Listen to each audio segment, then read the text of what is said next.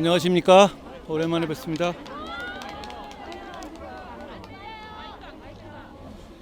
일 년 전 오늘 대한민국은 비상계엄이라는 위기를 겪었지만 몇 시간 만에 위기를 극복했습니다.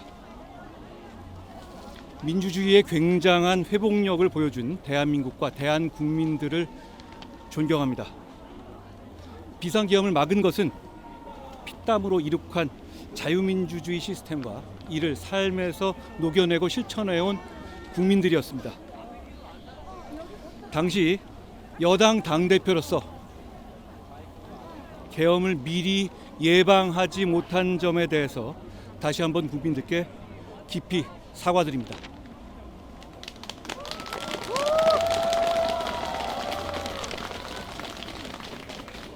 그날 밤 우리 국민의힘은 바로 저 좁은 문을 통해서 어렵사리 국회로 들어가 계엄을 해제하는 데 앞장섰습니다. 제가 그날 밤 계엄 발표를 보자마자 냈던 비상계엄 선포는 잘못된 것입니다. 국민과 함께 막겠습니다. 라는 메시지는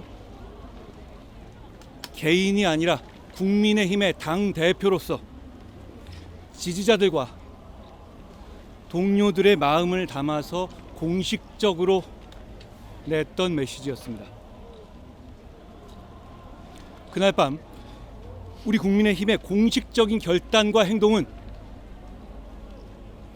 우리가 배출한 대통령이 한 비상계엄일지라도 앞장서서 막고 단호하게 국민의 편에 서겠다는 것이었음을 기억해 주시기 바랍니다.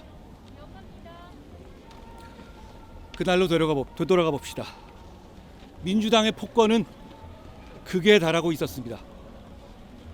헌법 정신을 저버리고 오직 머릿수로 밀어붙이면 된다는 저열한 정치 논리로 22번의 탄핵과 함께 국정을 마비시켰습니다. 정말 안타까운 것은 이재명 대표에 대한 유죄 판결이 줄줄이 예정되어 있던 상황이었기 때문에 우리가 버텨내기만 하면 새로운 국면이 열리는 상황이었다는 점입니다. 그런 상황에서 누구도 이해할 수 없는 비상계엄이 모든 것을 망쳤습니다. 그날로부터 1년이 지났지만 이 나라 국민들께서 지켜낸 민주주의가 온전하게 회복됐다고 말하기가 어렵습니다. 사실 더 나빠졌습니다. 대한민국 사회는 길을 잃고 있습니다.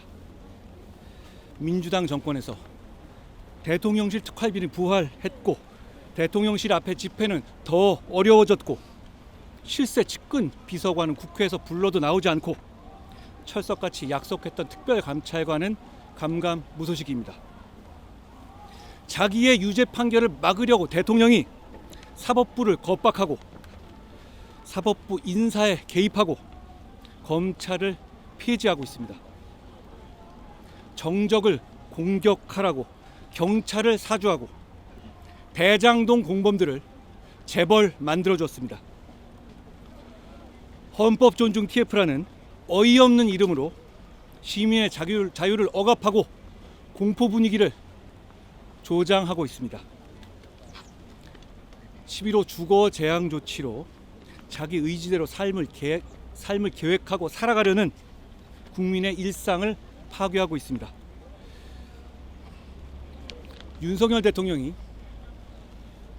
계엄으로 나라를 망쳤다면 이재명 대통령은 딱 계엄만 빼고 나쁜 짓 다 해서 이 나라를 망치고 있습니다. 그리고 오늘을 대한민국 국민이 아니라 자기들만의 축제로 만들려 하고 있습니다. 이제 퇴행이 아니라 미래로 갑시다. 과거의 잘못 때문에 미래의 희망을 포기할 수 없습니다. 우리가 내일로 나가려면 과거의 잘못된 사슬들을 과감하게 끊어내야 합니다. 사람은 지나가고 잊혀지지만 국가와 공동체는 남을 겁니다. 그래서 우리는 더 나은 내일을 위해서 성찰하고 다시 용기 내서 앞으로 나가야 합니다. 반성할 수 있는 용기만이 그 전진을 가능하게 할 겁니다. 많은 분들이 싸워야 한다, 잘 싸워야 한다고 말을 합니다. 맞는 말씀입니다. 우리는 잘 싸워야 합니다. 그런데 진짜 중요한 것은 왜, 무엇을 위해 싸우느냐입니다. 우리는 지키기 위해서 싸워야 합니다. 해방 이후 전 세계에서 가장 위대한 성취를 이룬 이 나라를 지키기 위해서 싸워야 합니다. 지난 몇 달간 민심 경청 과정에서 보았던 평범하지만 거저 얻을 수 없는 국민들의 소중한 일상을 지키기 위해서 싸워야 합니다.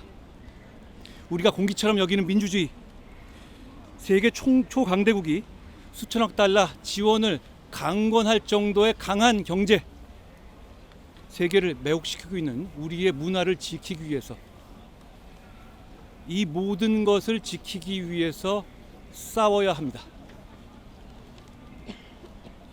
지켜야 한다는 생각에 동의하기만 한다면 생각이 다른 사람들끼리도 힘을 합칠 수 있어야 하고 반드시 그래야 합니다. 상식적인 시민들이 뭉치고 말하고 행동해야 합니다. 끝으로 상처 입은 보수 지지자들께 말씀드리고 약속드립니다. 우리가 정말 어렵게 온 힘으로 만든 정권이 허망하게 무너진 것이 고통스럽지만 우리는 산업화와 민주화를 일궈낸 대한민국의 주역입니다. 우리가 대한민국의 절반 그 이상을 바치고 있어야만 대한민국이 건재할 수 있고 번영할 수 있습니다. 그러니 우리는 포기하지 말아야 합니다. 우리는 다시 일어설 수 있습니다. 반드시 그렇게 될 겁니다. 고맙습니다.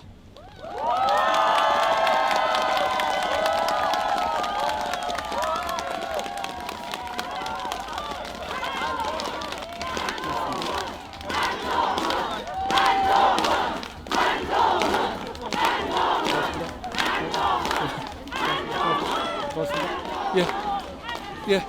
기자분들 혹시 질문 있으시면 먼저 해주시고 한 5개 정도만 받겠습니다. 계엄에 관련해서만. 예. 오늘 그 국민의힘에서 안녕하세요. 사과라고는 하는데 메시지가 사과라고 보기 좀 어려운 메시지들만 나왔는데 이 부분 어떻게 보세요? 저는 우리 국민의힘에 소속된 다수 정치인과 우리 국민의힘을 지지하는 상식적인 시민들은 이미 국민들께 사과하는 마음이다라고 확신합니다. 사과는 받는 사람 기준이고 이 사과를 받을 분들은 국민입니다. 민주당이 아닙니다. 우리는 민주당에는 사과할 이유가 없습니다. 민주당도 이 상황을 만들 때 사과해야 될 사람들입니다. 그렇지만 우리는 국민들께서 그만됐다고 할 때까지 사과 드려야 한다라고 생각합니다.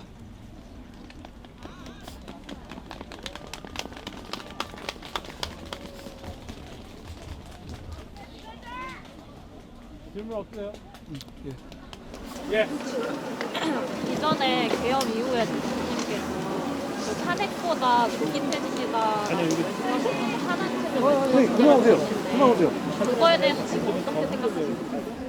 계엄 이후에 대한민국과 국민들이 최소한의 상처를 입으면서 난국을 헤쳐나가야 했습니다. 그 과정에서 여러 가지 시도가 있었죠. 다만 그 시도는 전적으로 대한민국과 대한민국 국민을 우선한 시도였다라는 말씀을 드립니다. 네. 질문 또 없어요? 너무 추우셔서 고생 많으셨습니다. 고맙습니다. 아 예. 또 없으신가요? 예. 더 없으세요? 아 예. 계엄 관련은 아니지만 최근에 어쨌든 결혼 게시판 관련 시작됐는데 미래로 가야 될 대단히 중요한 시기입니다. 저는 퇴행이 아니라 미래로 가야 한다 이 말씀을 드립니다. 개헌 관련해서 다른 질문. 네. 이제 국민의힘이 앞으로 나아가야 한다고 다시 일어서야 된다라고 말씀을 해주셨는데 혹시 구체적으로 대통령께서 어떤 역할을 해주실지 아니면 어떤 방향성으로 나아가면 좋을지 한번 우리가 일어서야 하는 이유는 여러 가지가 있습니다.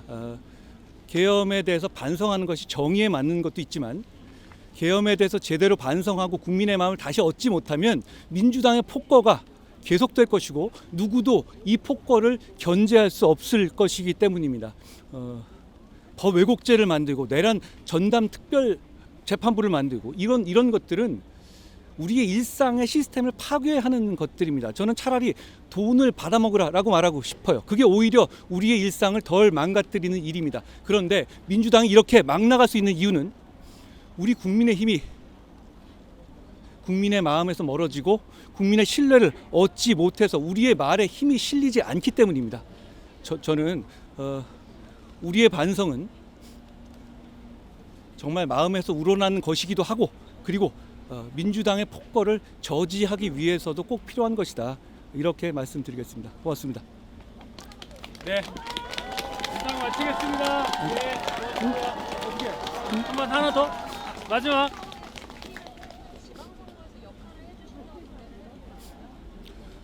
저는 국민의힘의 정치인이고 국민의힘이 국민들의 사랑을 받고 정말로 국민의 도구와 국민의 힘이 되기 위해서 존재하고 일하는 사람입니다. 할 수 있는 모든 것을 하겠습니다. 고맙습니다.